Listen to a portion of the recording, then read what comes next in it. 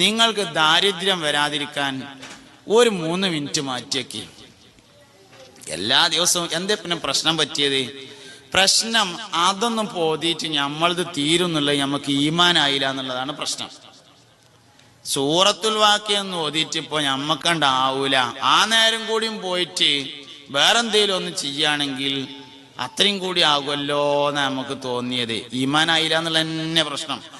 ആ ഹദീസിൽ വേറെ വലിയൊരു കാര്യമുണ്ട്. എന്താ നിങ്ങള് ലം യജിദുഹു ഫാഖത്തുൻ, അവന് ദാരിദ്ര്യം എത്തുകയില്ല അബദൻ, ഒരു കാലത്തും. ഒരു കാലത്തും എന്ന് പറഞ്ഞാല് ദുന്യാവിൽ മാത്രല്ല ആഖിറത്തിലും അവന് ദാരിദ്ര്യം എത്തൂല. ആഖിറത്തിൽ ഒരു ദാരിദ്ര്യം ഉണ്ട്. നമ്മളിങ്ങനെ ചെല്ലണത് കുറെ നിസ്കാരവും കുറെ നോലുമ്പും ഇടക്കിടക്കും ഉംറയും സ്വതക്കയും സക്കാത്തും ഖുർആൻ ക്ലാസും ഒക്കെ ഉണ്ടാവും.